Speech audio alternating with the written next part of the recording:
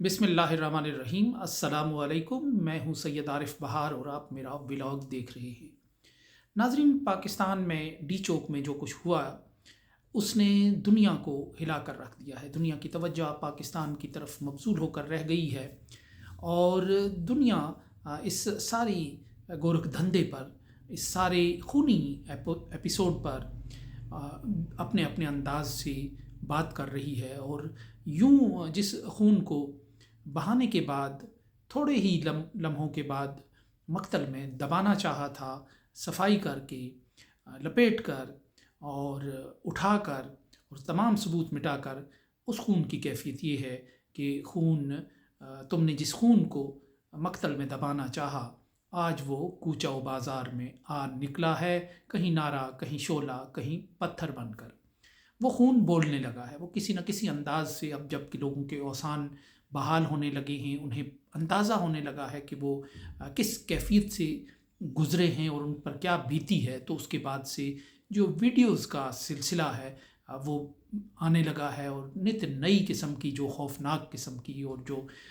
वहाँ होने वाली वारदात की कहानी सुनाती हुई, चंगाड़ती हुई, चीखती हुई वीडियोस जो है वो सामने आ रही हैं। इस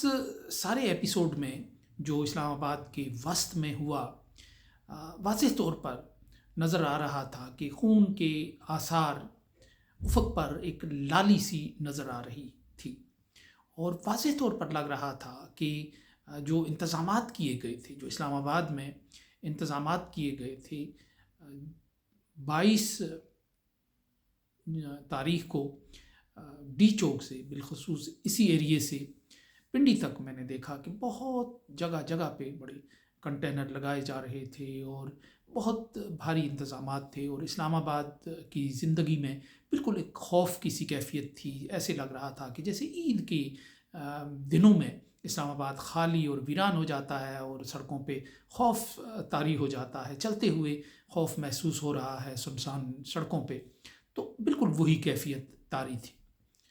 फिर जब ये सब कुछ हुआ तो उसके फ़ौरन बाद इसको कवर अप करने के लिए, एक अपनी धाक बिठाने के लिए और उनके नारों का, उनके दावों का मजाक बनाने के लिए इस सारे अमल को एक मजाक बना दिया गया। यूँ लग रहा था कि किसी फैक्ट्री से पोस्टें बन के आ रही हैं, व्हाट्सएप बयानिए बन के आ रहे हैं और लोगों को कहा जा रहा है कि आप सर्कुलेट करेंगे और इसको फैला दें ताकि लोग लाइटर मूड में इसको ले लें और जो इसका खूनी पहलू है वो उन लाशों की तरह, वो उस मलबे की तरह, वो उस खून की तरह पस मंज़र में चला जाए, धुल कर रह जाए। और ये एक ऐसी मुज़हिका ख़ेज़ सूरत हाल थी, चूँकि उस वक्त जिन पर ज़्यादा गोलियाँ चलीं और अक्सरियत भी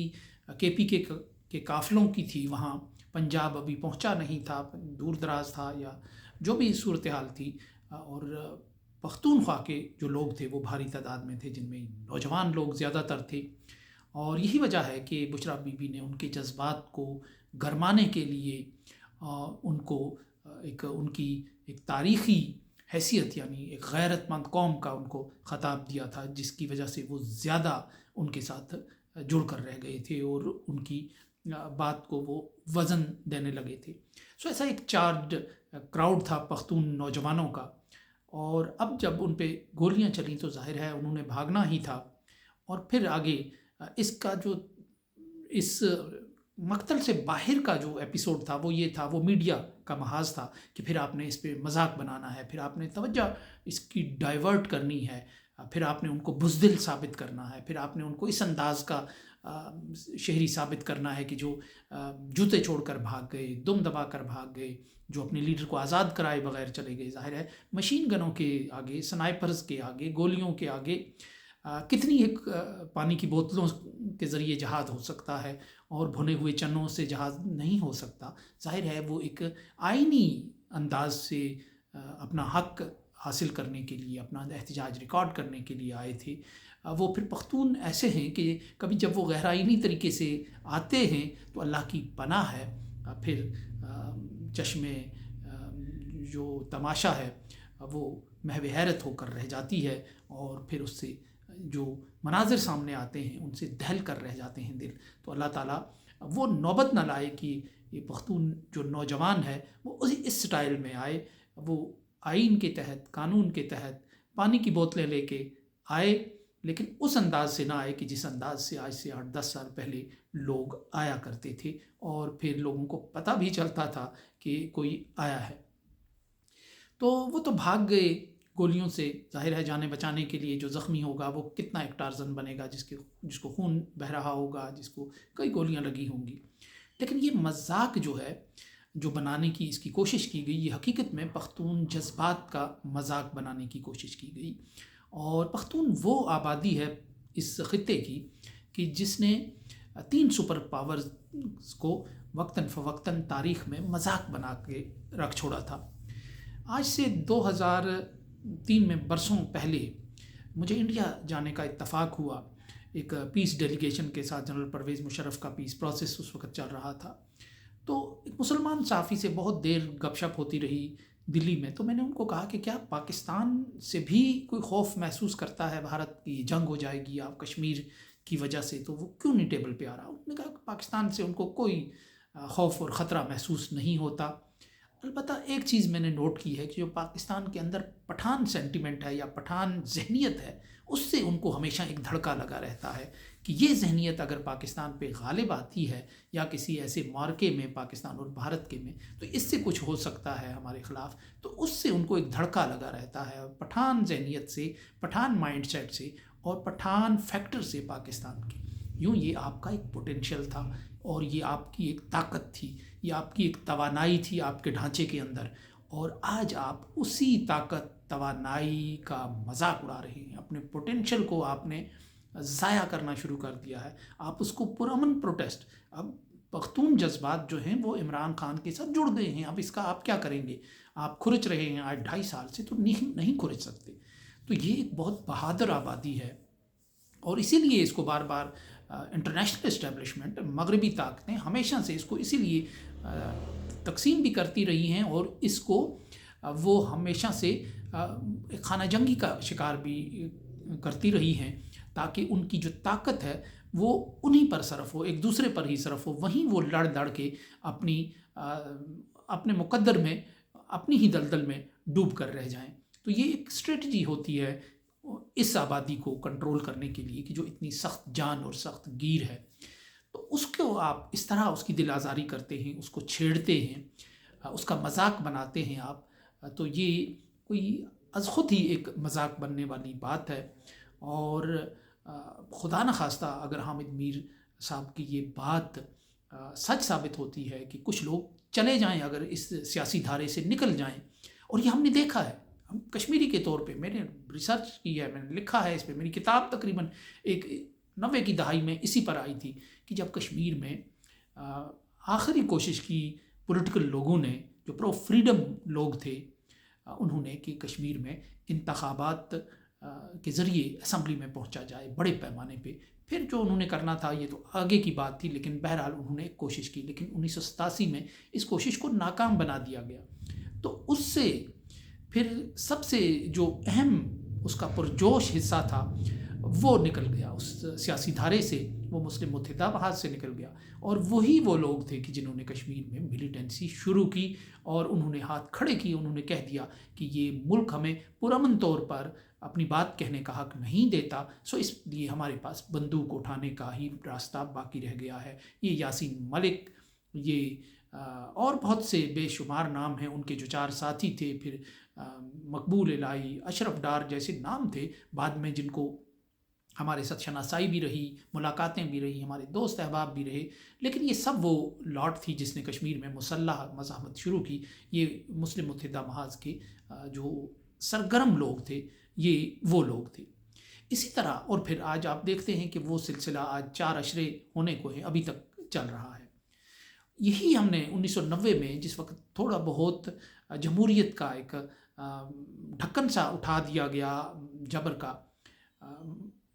افریقی یا عرب ملکوں پہ، تو الجزائر میں ایک الیکشن ہوا، وہاں عباس مدنی ایک لیڈر تھے دائیں بازو کے، انہوں نے اسلامک فرنٹ کے نام سے ایک پارٹی بنائی، اور انہوں نے بلدیاتی انتخابات میں کلین سویپ کیا۔ وہ پہلے بلدیاتی انتخابات تھے جس میں جو روس نواز یا نیشنلسٹ عرب جو ہے ان کی بجائے ایک پرو اسلامک فورس میدان میں آ گئی. لیکن ظاہر ہے کہ الجزائر ایک فرانس کی کالونی رہی تھی، اس کے اثرات تھے، اور مغرب یہ قبول نہیں کر سکتا تھا کہ وہاں اس طرح کی کوئی حکومت آئے. انہوں نے پہلے ہیلے بہانوں سے اس انتخاب کو یعنی اس پر عمل درآمد نہیں ہونے دیا نتائج پہ، اور پھر انہوں نے پابندی لگا دی اور گرفتار کر دیا، اور انتخابات کا انہوں نے سارا ٹھیلا ہی اجاڑ کے رکھ دیا. حالانکہ وہ مغربی جمہوریت کے انتخابات تھے، اسی طرز کے انتخابات تھے، لیکن آپ نے مغرب نے اس کو سارا لپیٹ دیا، اور اس کے نتیجے میں پھر الجزائر خانہ جنگی کا شکار ہوا، اور 10 برس تک اس ملک میں خاک و خون کی جو ہولی ہے، آگ و خون کی ہولی ہے، وہ کھیلی جاتی رہی، اور بے شمار لوگ مارے گئے دونوں طرف سے، سیکیورٹی فورسز کے، پولیس کے بے شمار لوگ مارے گئے، اور وہ ملک دیر تک پھر خانہ جنگی کا شکار رہا. کم از کم 10 برس اس میں صرف ہوئے. تو یہ ایک وہ کیفیت ہے کہ جب پورا الیکشن آپ اجتماعی ضمیر کی آواز کو دبا دیں یا چرا لیں تو پھر وہاں یہ ریئیکشن سامنے آتا ہے. اور یہ پاکستان میں ہم دیکھ چکے ہیں کہ جب پاکستان میں 1970 کے انتخابات کے پورے نتائج کو چرا لیا گیا، چیلنج کر دیا گیا، اور ایک بہت بڑی آبادی کو اس کا رائٹ آف ووٹ کا احترام تو مل گیا، لیکن اس ووٹ کا احترام جب نہیں کیا گیا، جب آپ نے اس ووٹ کو بند کر دیا، چرا لیا، تو پھر وہ لوگ آبادی اس کے لیے کوئی راستہ نہیں رہا، پھر وہ دوسری انتہا پر چلی گئی. اور یہی غلطیاں،